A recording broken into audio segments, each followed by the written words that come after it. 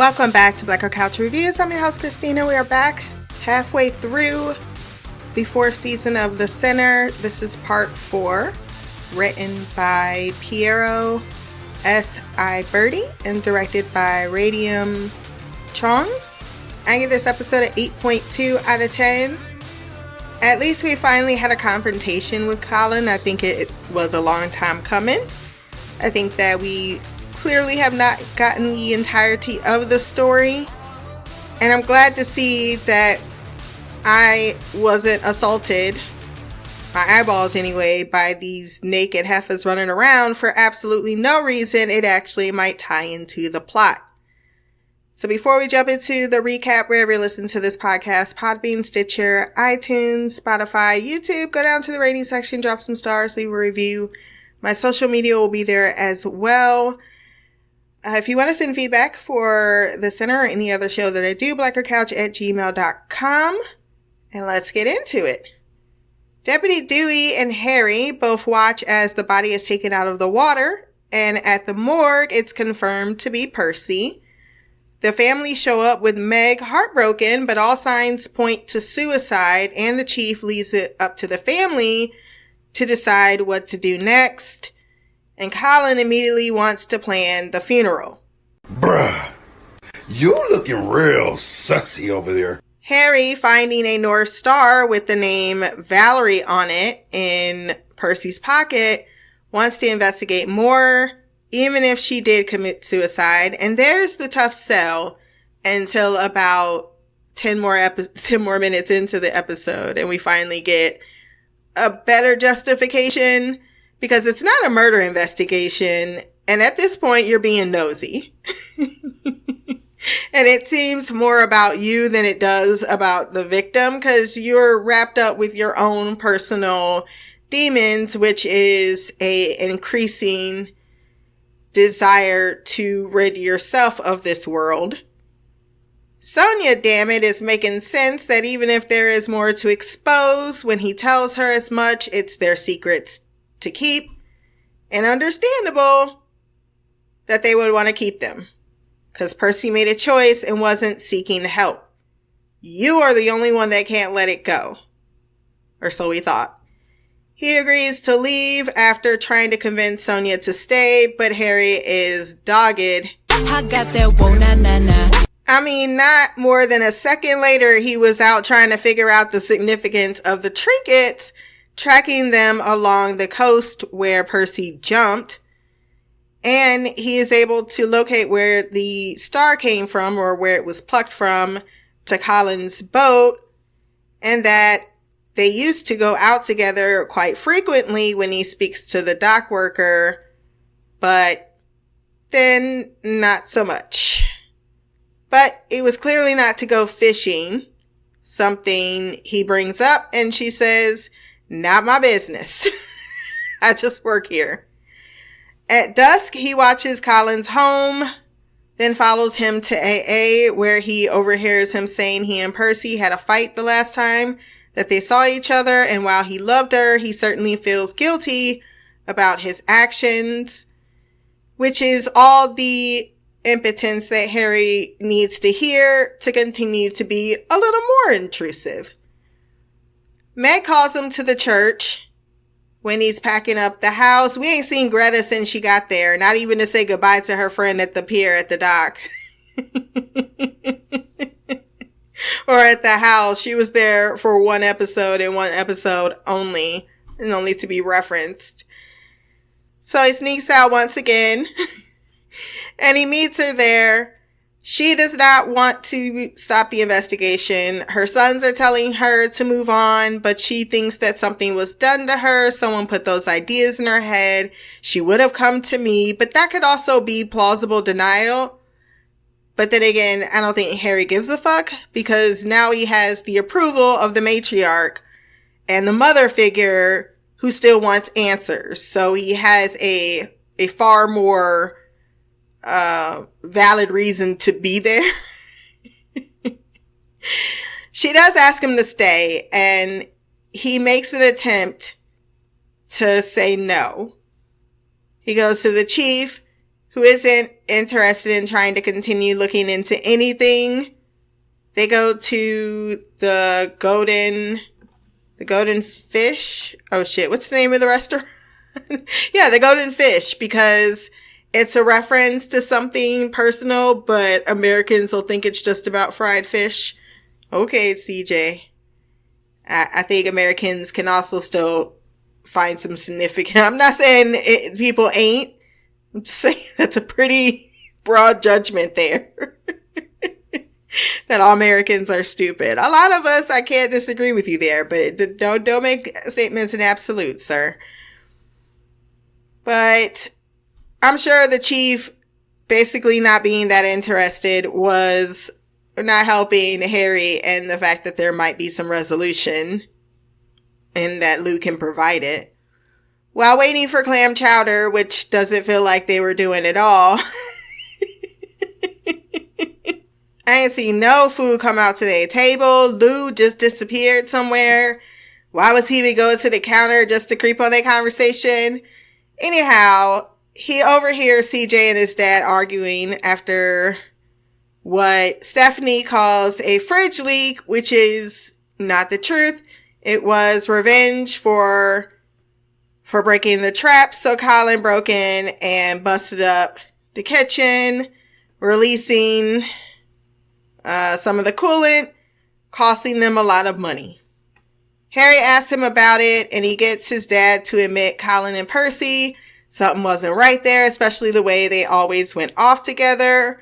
I didn't get the incest vibe. And trust me, the way they be putting it out there in the universe and TV shows, I would have picked up on it pretty quickly. Mike knows his son CJ had feelings for the girl, for Percy, but warns that she isn't who he thought she was. And I'm like, do you know who your son is? He's jacking off to photos of her. He followed her around and stalked her before she was even broken up with her last boyfriend. And then he was down to clown in a drug-fueled sex haze. I don't know if those are feelings. They're certainly not healthy ones. And why are they so sus? Everything about what is the connection here? I'm not seeing it yet. Stephanie, she did look exhausted trying to keep her family together, having remarked on nothing like the loss of a child. So did something happen to their eldest?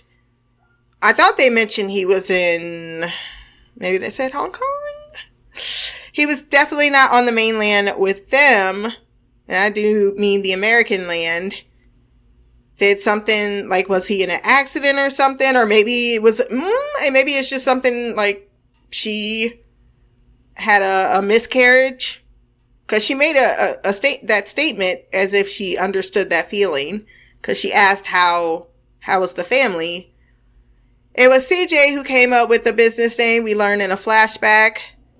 Sonya gets home, ready to cook their last meal, thinking that Harry's gonna be there for some reason, when he is barely there any other time. But someone is caught in the middle of burgling the place and standing outside, and she did not stay around to get more information for the detective that wants to know all of the clues. And she wants to be on the first ferry out of here in the AM, because it's bringing back that time she decided to willingly flirt with a criminal. That PTSD is on you. The next morning at the ferry, he decides to stay and tell her at the ferry, why didn't you just tell her last night? Because you wanted to sleep with her one last time. Once again, I can't wholly blame her to say, like, look, your persistence, it's beautiful, but it also makes you obsessive. And he says he can't live with it. At least he gave her something. I feel like with Harry, most of his issues is the communication factor. Because out of all the women, I feel like she's weird enough to get you. I may not love her, but she certainly seems to care about you and your oddities. She takes them in and you take in her oddities. I don't think it gets much more better than that. At the funeral, Michael is watching from afar, mean mugging. Whereas Lou joins Harry and tells him that Sean had a meltdown at the podium, blaming everyone for Percy's death. At the wake, photos plant the seed further in Harry's head that the two, Percy and Colin, were a little too friendly. The Muldoons will notice if I didn't, says the dock worker about her being at the funeral, so she doesn't have a personal investment. She simply is keeping up appearance. He sees Colin get aggressive with Brandon before going to talk with Sean in the kitchen, who tells him when it comes to Percy, Harry is the only innocent person in this house that didn't see what happened happening. Tell me, Mom, please show me. He elaborates that being guilty is also looking the other way. Is Sean supposed to be Brandon's dad? Because I could have sworn he said dad. But it may have been father-in-law. I am not really keeping up with the relationships. But he almost follows Brandon, Harry that is, until Meg accosts him. Happy he stayed and without his boot thing, because that means they can go drink. He questions her about Colin and Percy, and he cautions her that whatever he finds, wherever this leads, may be to someone you know. And she just says, whatever you find, bring it to me first. He then overhears a man saying he left something in the hold of Colin's boat and goes over to see what it is. However, Colin probably set it up for him to overhear as he takes him out on the water to have a private one-on-one conversation about what he has discovered. Harry shares his suspicions about Percy and Colin's closeness and that while he loved her, something changed in their dynamic.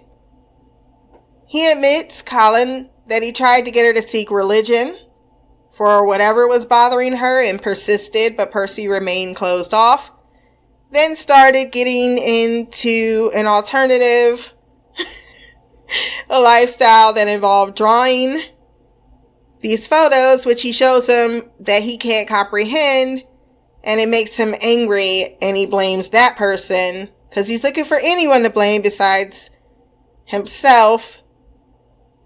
And it turns out the last conversation that he had, he blamed her for Graham's heartache, which he considered her fault. So Colin lost his temper and called her an ungrateful fucking bitch that he raised. And she's like, well, we do not care.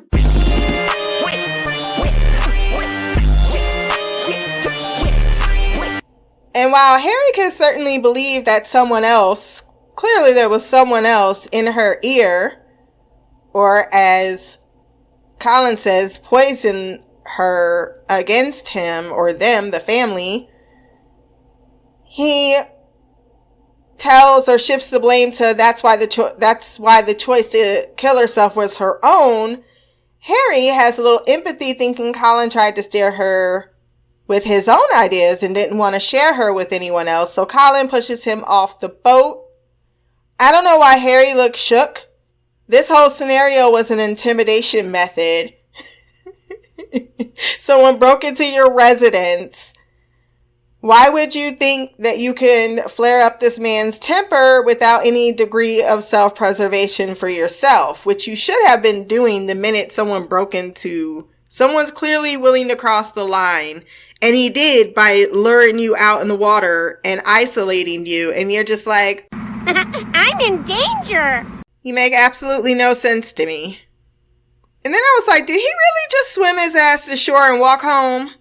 Clearly, Colin was worried about the assault charge, but he just warms up and starts trying to recall what those drawings were instead of contacting Lou and being like, so I was assaulted.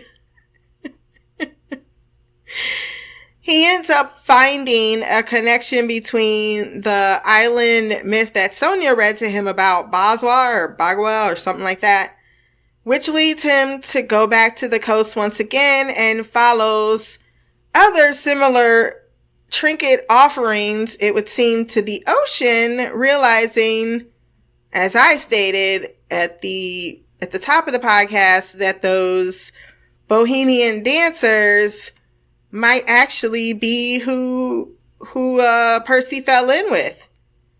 And he finds a hut made of wood, clearly ceremonial in nature.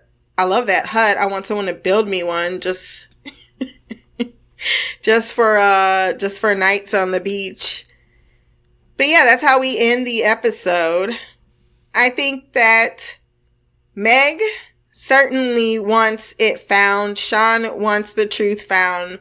But they do both have this indication that someone they know, someone within the family did something. And if so, why don't they just spill it out? I think Colin's involved. I think Meg isn't because she doesn't want, like, she's the one person.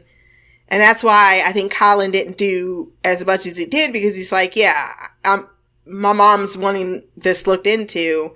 So how can I be mad at him for doing the things she's asking him to do?